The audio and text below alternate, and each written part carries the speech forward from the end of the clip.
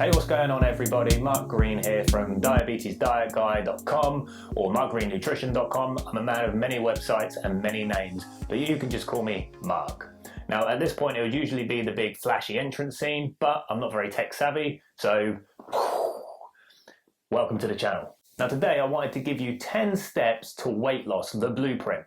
Now the reason I wanted to do this is because you can break down weight loss into like an instruction manual. There is a way to do it that if everyone followed this plan, they would lose weight. No doubt about it.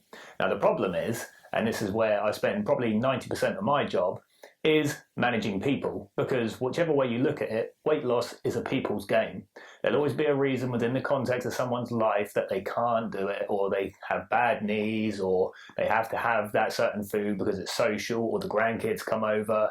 And really you have to work with them and do the best that you can in the circumstances. But what that does mean is people end up stagnant with their weight loss, they get frustrated, they hit crash diets, they get some success, and then they rebound and put the weight on with interest. Now if you're watching this video, probably sounds familiar. So what I wanted to do was actually show you what it takes, what you need to do to lose weight, guaranteed, and then you can almost go through this video and tick how many of these behaviours you actually have in your lifestyle. And the further away you get from 10 out of 10, the less likely you're going to be to lose weight. So without any further delay, let's jump in to the 10 steps to weight loss guaranteed. Number 1, prevention is the best cure. Now technically this isn't a step, so I will concede I've led you up the garden path a little bit. However, this one is probably the most important one because in my line of work as a dietitian, a lot of the people I see are in a hospital setting when things like disease and injuries and mobility are starting to suffer. So what happens is people neglect their health for a long time, they don't eat right, they're not doing enough exercise, and their weight starts creeping up over the years. They might have some success with attempts to lose weight, but ultimately the general trend over a number of years is up. Now, it gets to a point, usually a bit later in life, maybe when they're hitting 50, 60 and beyond, that actually this starts to take hold. So suddenly their health isn't good enough, their mobility isn't good enough to start getting active, so their margin of error with their diet is less, so they can't eat what they used to eat, so therefore it just exacerbates the situation, and then they really struggle to lose weight, which makes them feel bad, which makes their health worse, and ultimately gets very frustrating for them and the healthcare professionals trying to help them. Now, it's not necessarily their fault, but had they taken action today, yesterday, 10 years ago, I mean, it's after the fact, so, you know, it's kind of like saying I told you so, which is not what I'm saying, by the way. But the point is, if you start today, it's never too late, and the longer you leave it, it's only going to get worse in the long run. So start today, and it will help. Number 2. Exercise is key. Now, you probably don't need to be a rocket scientist to actually appreciate the benefits of exercise. We know it's good for us. And I don't like exercise always being positioned just for weight loss because it has many health benefits. But we're not going to go into that because, quite frankly, you're probably sick to death of hearing about it. But in terms of weight loss, it is key. And we're not talking about just short-term weight loss. You could go on a diet today and lose weight. But what we're talking about is long-term sustainable results. And the way to do that is have a diet that allows you to eat some foods that you enjoy. Obviously, you've got to eat healthy most of the time, but you need to have a little bit of break. Everyone does it. Do I eat cake? Absolutely. Love cake. Also love a beer. And I'll often go out and have a few beers with friends. Not the healthiest thing in the world. But the point is, it's sustainable and it makes my life a lot more enjoyable rather than just eating chicken and broccoli 365 days a year, which isn't enjoyable. Life's too short. So how do I compensate for that? I exercise. So in terms of the long-term sustainability, I'm able to then enjoy my diet a lot more. If I didn't exercise, I wouldn't get away with those little add-ons. I wouldn't get away with the Chinese takeaway every weekend, or the cake, or the few beers, because my weight would start to increase. So you need to exercise. Number 3, the amount of exercise. Now, as you're going to find out, we're going to talk about exercise quite a bit today, but there is going to be some stuff about the diet. But let's look at the amount of exercise. So exercise is key. We know that from point 2. But how often are you doing the exercise? Because you are the sum of your behaviours. So the frequency is really important. So a classic example of my sort of patients is, you know, they insert exercise when they decide to try and lose weight, and they'll say, I'm going swimming twice a week. and I'm doing maybe 20 lengths. Now, just think about that. 20 lengths probably takes 20 to 30 minutes depending on how good a swimmer you are. Now, in reality, 20, 30 minutes, an hour a week. How many hours are in a week? I don't know, like a million? I don't know. Point is, it's not a huge percentage of that week. So your average is bad. And if your average is bad, then you're not going to be getting where you want to be. So the more you do it, the more frequent you do it, the more consistent you are with it, the more likely you're setting the scene to enable you to lose weight. Number 4, push yourself.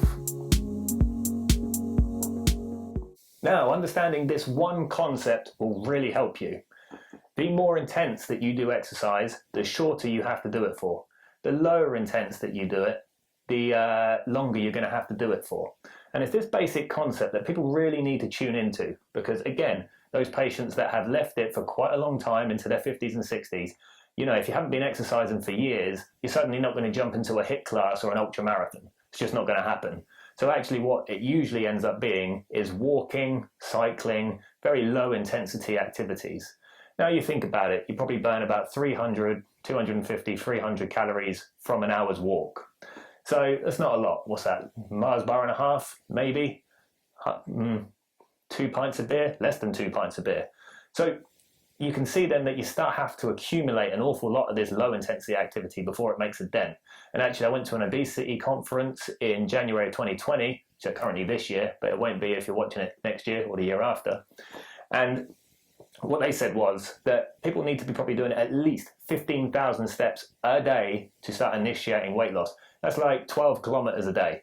Now, every phone has a health app. Look on your health app, see what your average is. I get all my patients to do this, and I appreciate your phone's not going to be with you all the time. But more often than not, these people, I don't mean it like that. My patients or my clients, they're probably achieving no more than 3,000 steps per day. But you know what they do say? I'm really busy, I'm active, I'm on the go all the time. And it's just not the case. You know, it feels busy, but it's not busy, or it's not active. So you really need to be getting a lot more in, or you have to push yourself and increase that intensity. So you need to be sweating, basically. Increase your heart rate. And when you start increasing your heart rate, not only are you building your fitness, which is going to treat the underlying issue with the metabolism in the first place and help ailments such as type 2 diabetes, sleep apnea, heart conditions within reason. Obviously, don't be pushing it if you've been told not to.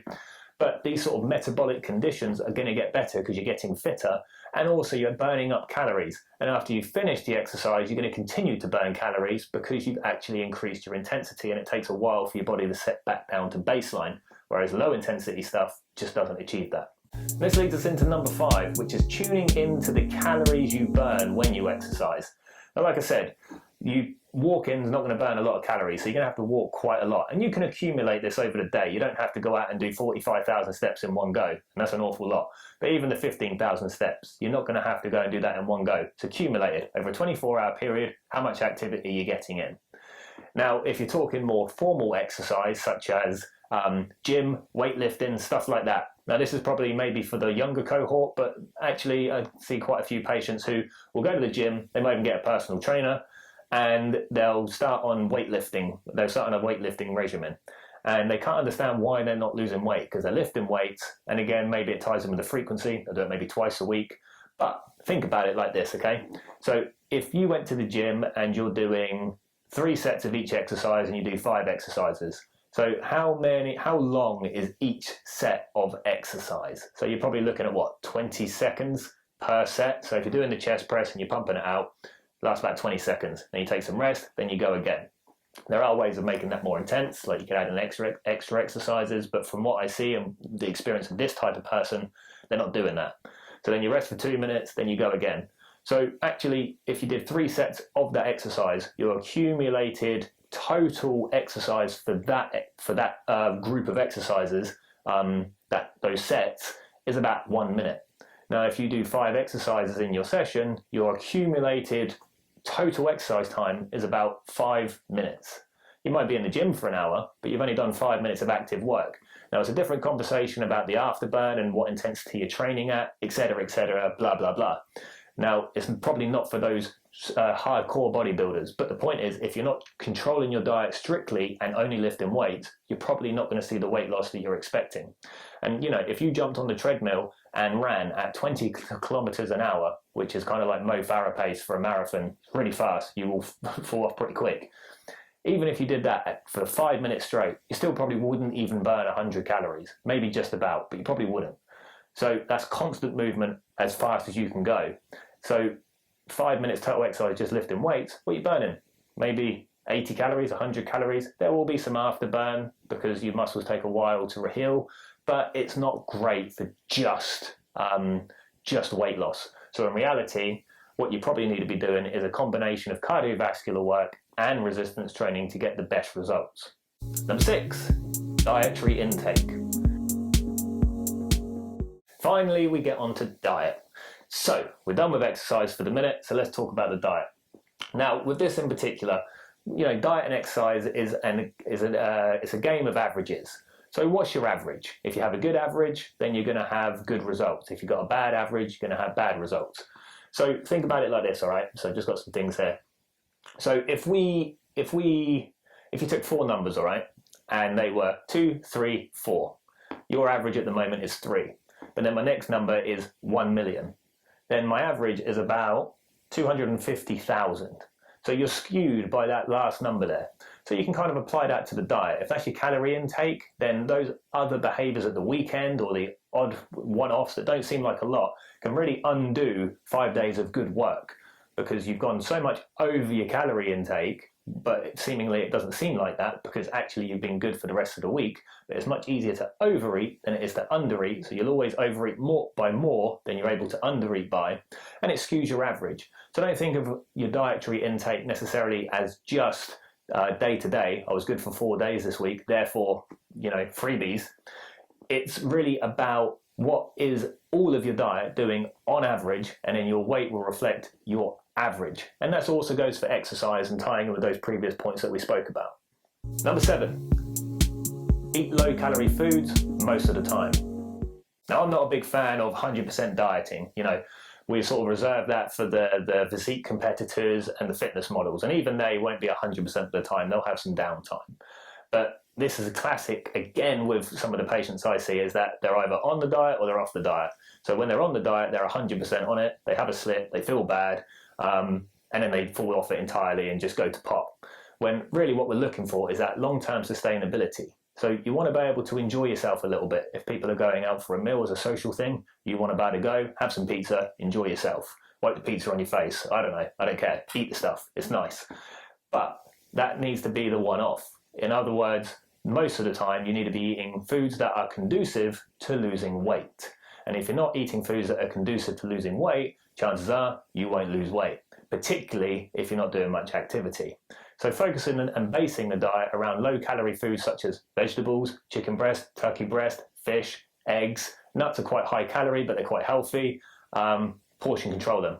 Whole grain starches, again, more calorific than vegetables, but if you're looking at an actual portion which is recommended, which is a big topic of misinterpretation, by the way, it's under a fist. It's under a fist. That's how much, that's a portion. It's under a fist.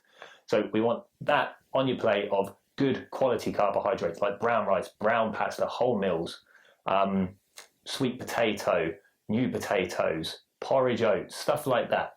You know, good quality starches. Am I missing any? Beans, pulses, lentils, low-fat cheese like cottage cheese. Yeah, stuff like that. As opposed to eating the higher calorie foods such as, you know, beef, and people will tell you on YouTube and stuff, you need to be eating steak, you know, to build muscle. And yeah, if you're going to the gym and resistance training all the time and you're bodybuilding, steak's a good food because it's high calorie and it's high protein. But if you're trying to lose weight and slim down, what don't you want to be eating? High calorie foods. So best left to not cut out completely, but not eating those foods every day, unless you're doing the things in the gym or exercise-wise that allows you to eat steak. If you're not, then probably best avoided. Other things like the obvious stuff, biscuits, cakes, sweets, ice cream, best avoided, but obviously within a balanced diet, they can be had sometimes. What else is high calorie? Cheeses, fats, oils, spreads. All these types of foods are not going to be good long-term for weight loss. And also just thinking about the portions of them as well. You know, if you're having like pork and lamb, quite fatty cuts of meat, and you're having big portions of it and a big slab of mashed potato on the side, you're starting to accumulate the calories, and then, you know, small bit of vegetables. We got to rejig that whole plate. Mostly vegetables, lean protein, small amount of starch. It's a good starting point. Number 8, the extras add up. I'm not saying never enjoy your food, and I've already said in previous points here, go out, enjoy your food, have the odd treat occasionally. Now, I've recently worked with a client who, you know, their stumbling block was, I can't eat cake because it's social and therefore I'm not going to be able to socialise. And, you know, it's a valid reason. They want you to see your friends, but to me, that's so foreign. What do you mean you can't socialise about eating cake? You go for a walk, you go on the exercise bike, you could have a coffee and not have cake. You know, there's just so many other things you could do. But also, you know, everyone, if they go in a cafe, if I go into a cafe, I want to eat cake. It looks delicious and it tastes delicious. Of course I do. But I've got an override button because I know that my health and fitness is quite important to me. I'm not the most in shape guy in the world, but nor am I overweight. You know, I've got a good balance. But yes, I want to eat cake, and I want to eat cake all the time, but I don't. So just thinking about how often are you having these extras and then planning for them almost, you know. So for me personally, I'll build it into the weekend. I'll be a bit more lax at the weekend. Or if I know I've been in the gym and I've done a good cardio session and had a good weight session, then I might be a bit more lax at work. When the chocolates come out, I'll have a few, but I'll be in tune with how much I'm having. And don't get me wrong, I've got a bit of a head start because I'm a dietitian and I roughly know what calories are in food. But you know, it doesn't take a rocket scientist to know that if you're smashing 2 dairy milk bars and you're not doing much exercise and you're doing that regularly, it's probably not going to help you lose weight. Number 9, accept it as a lifestyle change forever. Now, by definition, when you go on a diet, you're going on something, and therefore you're going to come off something. Where there's on, there's off. So we want to get out of that mentality of going on and off, because what that basically means is you're going to yo-yo. Instead, what you need to accept, whether you like it or not, and I hate to be the bearer of bad news, is that if you want results for the long term, then you need to do it for the long term. In fact, you have to do it forever. If you're 17 stone and you want to get down to 14 stone, unfortunately, you need to eat and exercise like a 14 stone person for the rest of your life. And this is where building it into a lifestyle is so important. Because if you're on a diet and you're 100% on it, and you have even the mildest slip makes you feel with guilt and you crash off the diet and shame, even though you shouldn't feel like that, by the way, then you're never gonna crack this. Instead, if you're someone that can build in those treats and the extras into your diet in a sustainable way, because you know you've compensated elsewhere by exercising, by eating right for the rest of the week, then actually what you're starting to get now is a lifestyle. So it caters for the parties, the days out, the few drinks every now and then.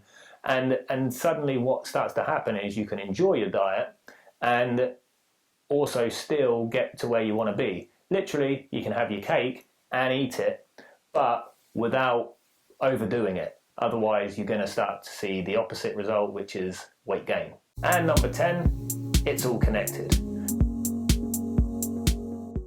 Now, originally this was going to be a bonus point, but I kind of accidentally covered 2 points in one earlier. So this is a bonus one, so it's meant to be number 11, but actually it's number 10 because I messed up. Nonetheless, all connected. So my catchphrase in clinic with patients, and it probably drives them mad, is, yeah, it depends. Because they'll ask me about things saying, is this food good? Is that food good?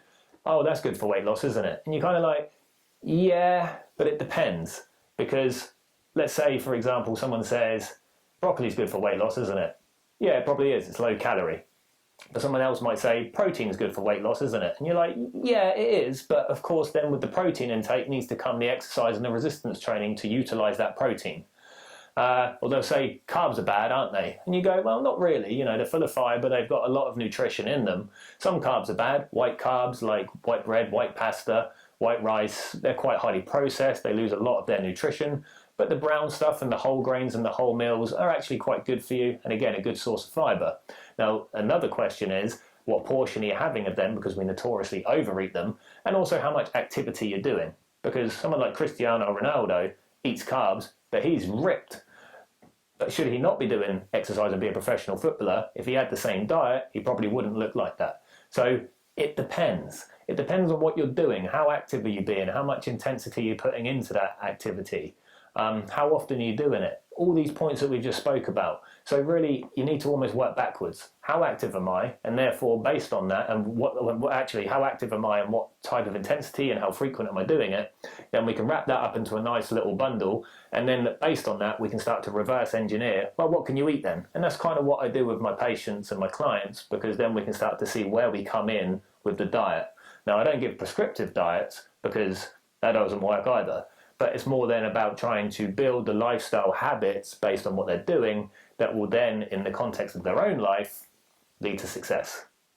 And there you have it. So that's my 10-step blueprint to weight loss. If you found it useful or you enjoyed watching it, then make sure you hit the subscribe button. We'll be doing a lot more of these. If you have an interest, I do run a website, well, a couple of websites actually, but the one we're pushing at the moment is diabetesdietguy.com, as in the diet guy. You might not have diabetes, but we do have a bunch of free information on there all about weight loss and exercise and essentially taking hold of your health and improving it. So I think I'll leave it there, everyone. Thanks for watching, and I'll see you at the next video.